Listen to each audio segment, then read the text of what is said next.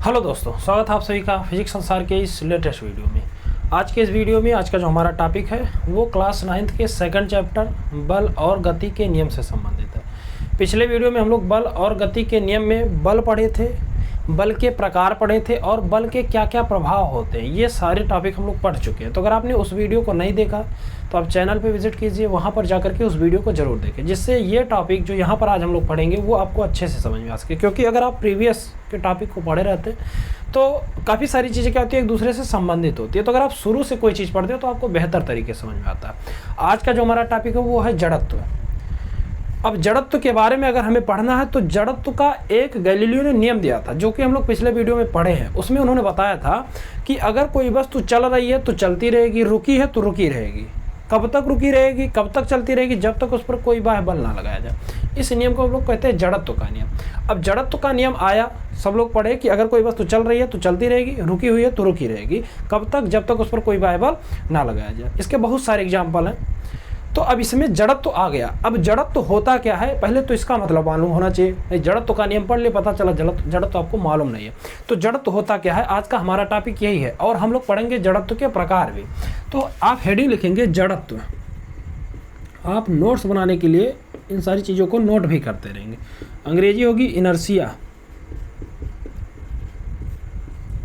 जड़त्व, जड़त्व क्या होता है पिछले वीडियो हम लोग पढ़ चुके हैं, बस इसमें एक बार रिवाइज करते हैं। परिभाषा पढ़ चुके हैं। जड़त्व क्या होता है, किसी वस्तु का वह गुण जिसके कारण वह अपनी अवस्था परिवर्तन का विरोध करता है। अवस्था परिवर्तन का मतलब हुआ कि जैसे कोई चीज़ अगर रुका है तो वो रुका रहना ही चाहेगा, वो अपने आप से उसकी अवस्था में कोई परिवर्तन नहीं होगा। कोई चीज़ अगर यहाँ पर रख दी गई तो यहीं पर अनंत काल तक रखा रहेगा, जब तक इस पर कोई बाह्य बल नहीं लगता। अगर बाह्य बल लगता है तो इसकी अवस्था बदल सकती है, लेकिन अगर बाह्य बल नहीं लग रहा तो वो उसी अवस्था में रहेगा। तो वो जिस गुण के कारण अपनी अवस्था को बरकरार रखता है, बनाए रखता है, उस गुण को हम लोग क्या कहते हैं, जड़त्व कहते हैं। या अगर कोई चीज़ चल रही है तो वो लगातार चलने का ही प्रयास करेगा, वो गुण जो होता है उसको हम लोग जड़त्व कहते हैं। फॉर एग्जाम्पल, जैसे आप क्या करते हैं, साइकिल को चलाते हैं। तो साइकिल को जब हम चलाते हैं तो अगर हम पैडल घुमाना बंद कर देते हैं तो होता क्या है, ऐसा तो होता नहीं कि जैसे आपने पैडल घुमाना बंद किया और साइकिल तुरंत रुक गई, ऐसा नहीं होता। साइकिल क्या होती है, कुछ दूर जाकर रुकती है। अब वो कुछ दूरी तय क्यों करती है?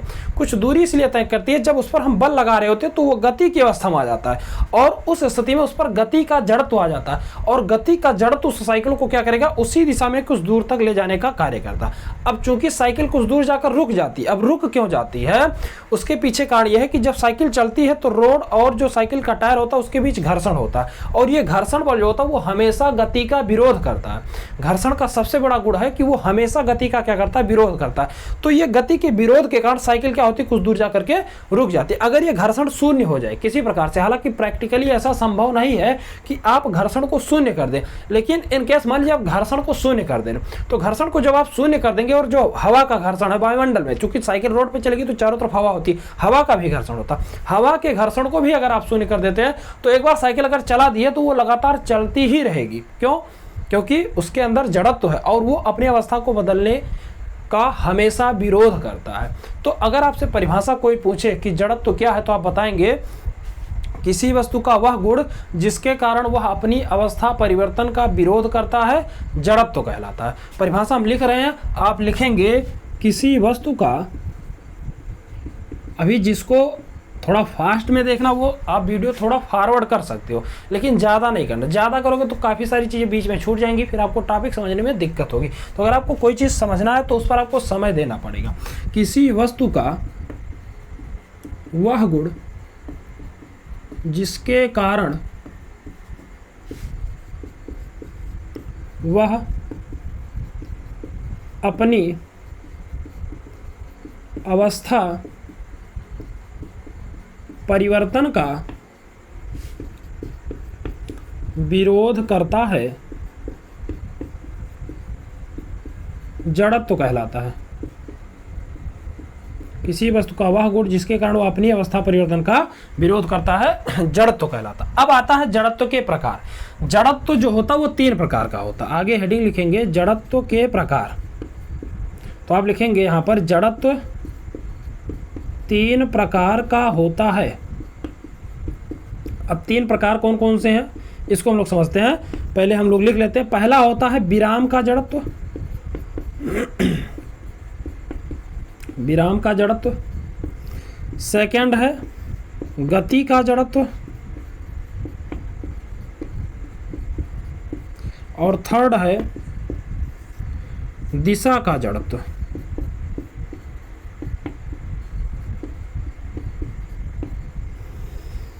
पहला है विराम का जड़त्व, दूसरा है गति का जड़त्व, और तीसरा क्या है, दिशा का जड़त्व। अब ये तीनों जड़त्व हैं, तो तीनों होते क्या है इसको हम लोग समझते हैं। जड़त्व आपको समझ में आ गया कि किसी वस्तु का वह गुण जिसके कारण वो अपनी अवस्था परिवर्तन का विरोध करता है, जड़त्व कहलाता है। 3 प्रकार का होता है, विराम का जड़त्व, गति का जड़त्व और दिशा का जड़त्व। अब विराम का जड़त्व क्या है इसको समझते हैं।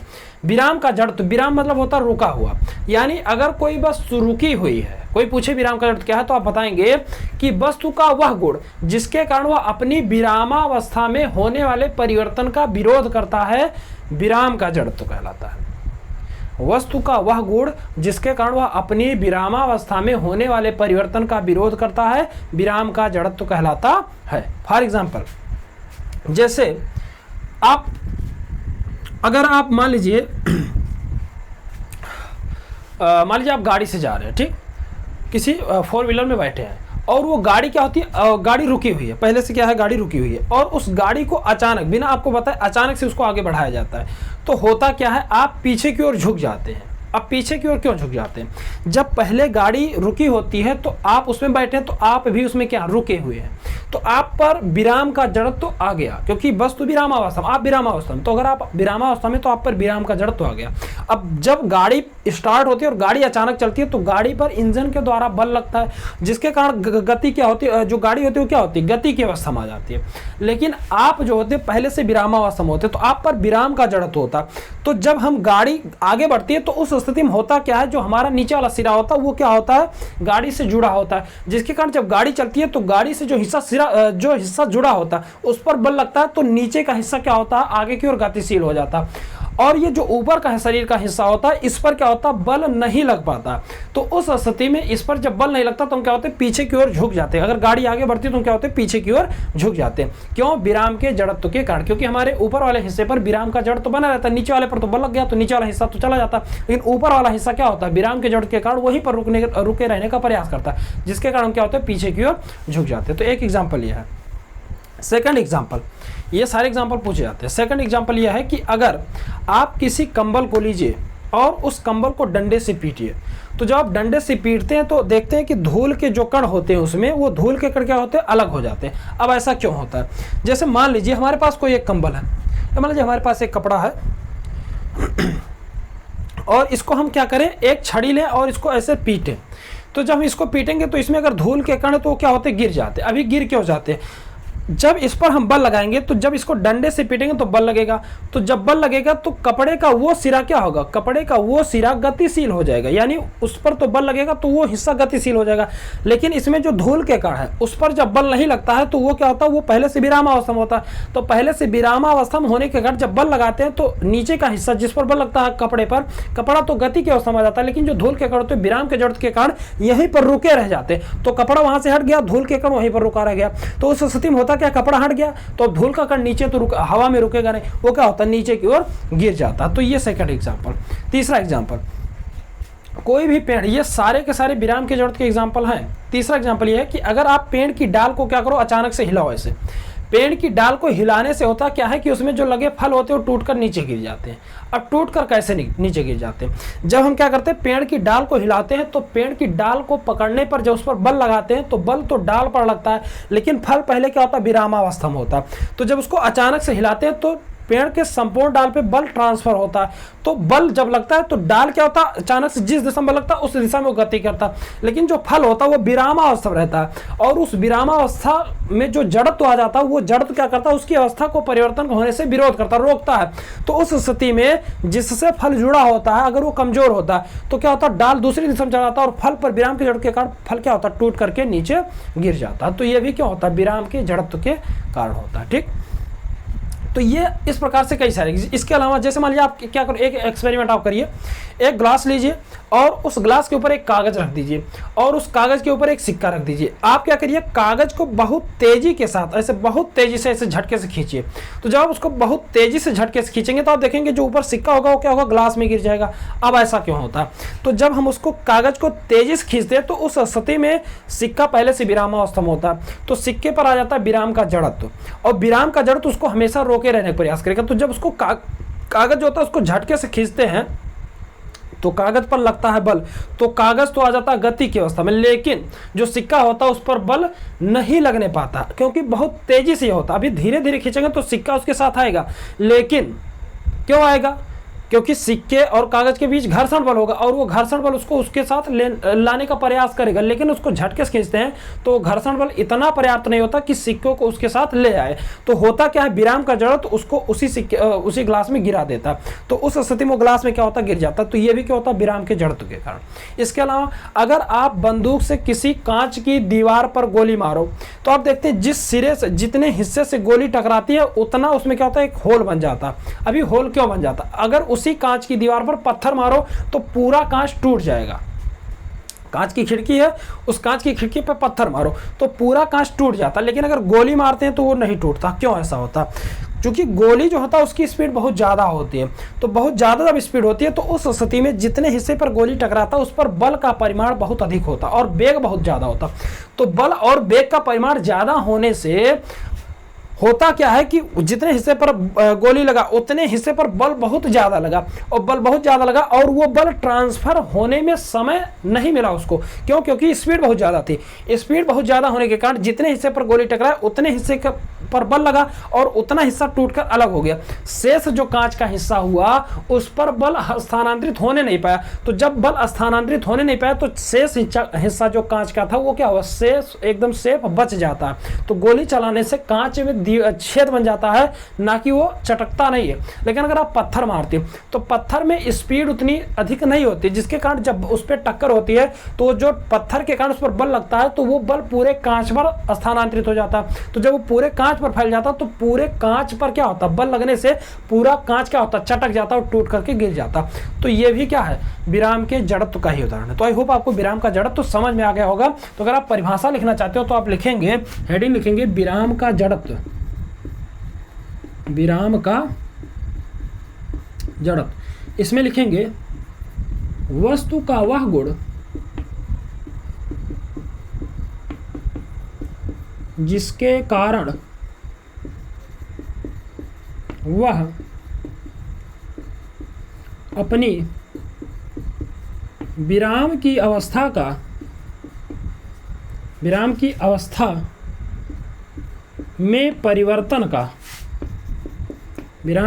में परिवर्तन का विरोध करता है, विराम का जड़त्व कहलाता है। विराम का जड़त्व कहलाता है। वस्तु का वह गुण जिसके कारण वो अपनी विराम की अवस्था में होने वाले परिवर्तन का विरोध करता है, विराम का जड़त्व कहलाता है। एग्जाम्पल हमने जितने बताए वो सारे के सारे एग्जाम्पल होते हैं। अगर आप लिखना चाहते हो तो आप लिखो, बोल रहे हैं आप ध्यान से सुनो और लिखो। पहला एग्जाम्पल कि गाड़ी के अचानक चलने पर उसमें बैठे यात्री का पीछे की ओर झुक जाना। ठीक, बुक में सारे एग्जाम्पल दिए हैं, आप लिख सकते हैं। गाड़ी के अचानक चलने पर पीछे की ओर उसमें बैठे यात्री का पीछे की ओर झुक जाना। सेकंड, पेड़ की डाल हिलाने से उसमें लगे फल का टूटकर नीचे गिरना। थर्ड, कंबल को डंडे से पीटने पर कंबल से धूल के कण का अलग होना। फोर्थ, बंदूक से कांच की खिड़की पर गोली चलाने से उसमें स्पष्ट गोल छेद का बन जाना। तो ये सारे के सारे क्या है, एग्जाम्पल है किसके, विराम के जड़त्व के। इसके बाद आता है गति का जड़त्व। पहले हम चेक कर लें कि फ्रेम तो नहीं कटा हो रहा है। इसके बाद जो आता है वो आता है आपका गति का जड़त्व। अगला हेडिंग लिखेंगे गति का जड़त्व। गति का जड़त्व। अब गति का जड़त्व क्या होता है पहले समझ लेते हैं। तो अगर हम लोग बात करें गति के जड़त्व की, गति का मतलब हुआ कि अगर कोई वस्तु चल रही है यानी उसके स्थिति में समय के साथ साथ परिवर्तन हो रहा है। गति आप फर्स्ट चैप्टर में पढ़ चुके हो कि यदि किसी वस्तु की अवस्था में समय के साथ साथ परिवर्तन होता है तो वस्तु की उस अवस्था को गति कहते हैं। अब गति का जड़त्व होता क्या है, मान लीजिए आपके पास कोई एक गतिशील वस्तु है और वो चल रही है, तो जब आप उसको रोकने का प्रयास करोगे तो उस पर बल लगाना पड़ेगा। बिना बल लगाए अगर आप सोचो कि वो रुक जाए तो ऐसा पॉसिबल नहीं है। अभी होता क्यों है, गति के जड़त्व के कारण। फॉर एग्जाम्पल जैसे कोई गाड़ी चल रही है और आप उसमें बैठे हो और उसमें अचानक से ब्रेक लगाया जाए तो होता क्या है, आप आगे की ओर झुक जाते हैं। अब ऐसा क्यों होता है, जब गाड़ी चल रही होती है तो गाड़ी के साथ साथ उसमें आप भी चल रहे होते हैं, ठीक। तो गाड़ी में जड़त्व है गति का, आप में भी गति का जड़त्व है। गाड़ी पर ब्रेक लगाया गया तो गाड़ी में घर्षण रोड से प्राप्त हुआ जिसके कारण गाड़ी रुक गई। लेकिन अगर आप सीट बेल्ट वगैरह नहीं पहने तो आप पर जो गति का जड़त्व हो वो क्या करेगा, उतनी ही स्पीड से आपको सामने की ओर ले जाने का प्रयास करेगा। तो होता क्या है, अचानक ब्रेक लगाने से आदमी जो होता है आगे की ओर बहुत तेजी से झुक जाता है। तो ये क्यों होता है, गति के जड़त्व के कारण। पहला एग्जाम्पल। सेकेंड एग्जाम्पल यह है कि अगर आप ट्रेन से यात्रा कर रहे हो और ट्रेन में कोई भी वस्तु ऐसे हवा में उछालो, जैसे यहाँ पर विरामावस्था में है, हवा में ऐसे इसको उछालते तो हमारे हाथ में आता है। ऐसे अगर आप ट्रेन चल भी रही है, रुकी है तो उछालोगे तो हाथ में आएगा, अगर ट्रेन चल रही है तो उछालोगे तब भी हाथ में आएगा। अब ऐसा क्यों होता है, ट्रेन तो चल रही होती है लेकिन इसको हवा में उछालने पर ये आपके हाथ में ही आएगा। होता क्या है कि अगर आप ट्रेन में और इसको लिए हैं ट्रेन में तो आप चल रहे हैं ट्रेन के साथ तो ये भी चल रहा है ट्रेन के साथ, आप पर गति का जड़त्व है तो इस पर भी गति का जड़त्व है। तो इसको जब हवा में उछालते हैं तो होता क्या है, इस पर गति का जो जड़त्व होता है इसको उसी दिशा में उतनी ही स्पीड से आगे की ओर ले जाता है, जिसके कारण हम क्या होते हैं, ये आपके हाथ में ही आकर गिरता है। तो ये भी क्या होता है, गति के जड़त्व के कारण होता है। Second example. थर्ड एग्जाम्पल यह है कि अगर कोई देखो कोई बस है, उसके छत पर कोई भी सामान रखा जाता है तो उसको बांधा जाता है। बांधे ना तो होगा क्या, जब गाड़ी आगे बढ़ेगी, रुकी है आगे बढ़ेगी, तो अगर गाड़ी रुकी तो विराम का जड़त्व, तो विराम के जड़त्व के कारण सामान पीछे गिर सकता है। या गाड़ी चल रही है अचानक ब्रेक लगाया गया तो गति के जड़त्व के कारण सामान आगे गिर सकता है। तो ये भी क्यों होता है, गति के जड़त्व के कारण, ठीक। इसके अलावा और कई एग्जाम्पल है गति के जड़त्व के, जैसे मान लीजिए कोई एक चीज ऐसा है, जैसे कंबल ही लीजिए। कंबल को क्या करते हैं, जब इसे पकड़कर झाड़ते हैं तो उसमें से धूल के कण निकलते हैं। अब ये ऐसा क्या होता है, जब हम क्या करते हैं कंबल को ऐसे ऊपर ले जाते हैं तो कंबल के साथ साथ उसमें जो धूल के कण होते हैं वो भी क्या होते हैं, ऊपर जाते हैं। लेकिन जब उसको ऊपर से अचानक से झटके से नीचे लाते हैं तो होता क्या है, कंबल जब ऊपर ले गए तो जो उसमें धूल के कण थे वो ऊपर की दिशा में गतिशील हो गए, तो उसमें ऊपर की दिशा में गति का जड़त्व आ गया। लेकिन जब उसको अचानक से नीचे लाते हैं तो उस स्थिति में गति का जो जड़त्व होता है वो क्या करता है, उसको ऊपर की ओर ले जाने का प्रयास करता है। तो उस स्थिति में कंबल पर बल लगा, कंबल आ गया नीचे, लेकिन गति का जड़त्व उसमें से धूल के कणों को ऊपर की ओर लेकर चला गया। तो होता क्या है, धूल के कण उसमें से अलग हो जाते। तो ये भी क्या एक एग्जाम्पल है किसका, गति के जड़त्व का। तो आई होप आपको अच्छे से समझ में आ गया होगा कि गति का जड़त्व होता क्या। अगर कोई परिभाषा पूछे तो मैं लिख रहा हूं, उसको आप नोट करो। लिखेंगे वस्तु का वह गुण जिसके कारण वह अपन की अवस्था में होने वाले परिवर्तन का विरोध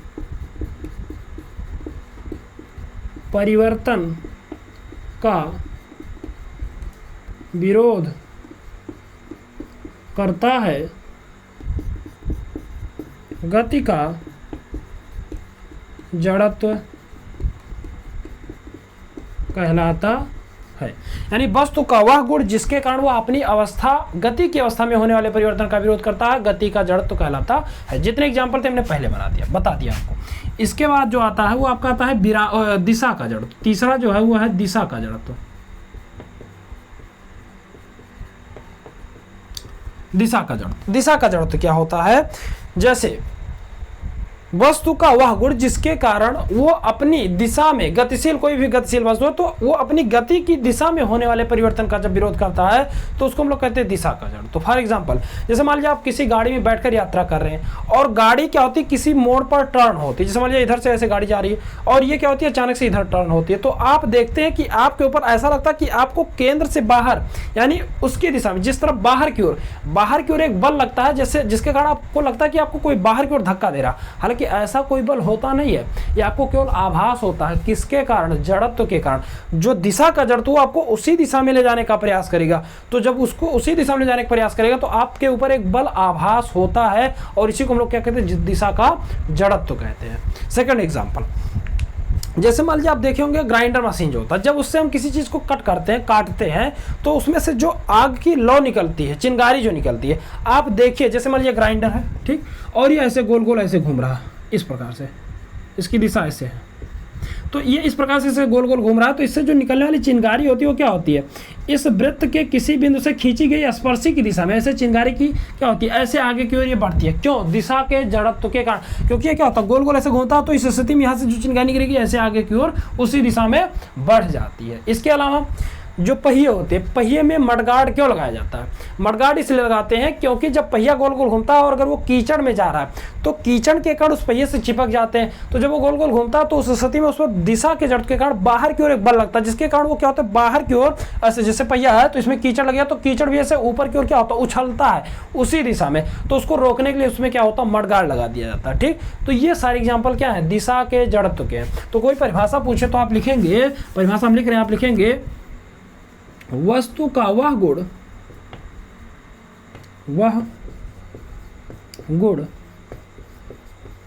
जिसके कारण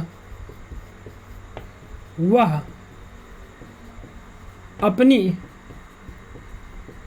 दिशा में होने, अब कौन सी दिशा? अपनी गति की दिशा आप लिख लो, क्योंकि गतिशील होगा तभी, गति की दिशा में होने वाले परिवर्तन का विरोध करता है, विराम का जड़त्व कहलाता। वस्तु का वह गुण जिसके कारण वह अपनी गति की दिशा की अवस्था में, जिस दिशा में वो गति कर रहा होता है उसकी दिशा में होने वाले परिवर्तन का विरोध करता है, उसको हम लोग क्या कहते हैं? विराम का जड़त्व कहते हैं। तो आई होप हमने आपको जितनी भी टॉपिक पढ़ाए इस वीडियो में वो सब की सब आपको समझ में आए होंगे। तो अगर आपको सारी चीज़ें समझ में आई हो तो चैनल को सब्सक्राइब जरूर करो, वीडियो को लाइक करो, अपने दोस्तों को भी शेयर करो और उनसे भी कहो चैनल को सब्सक्राइब करें।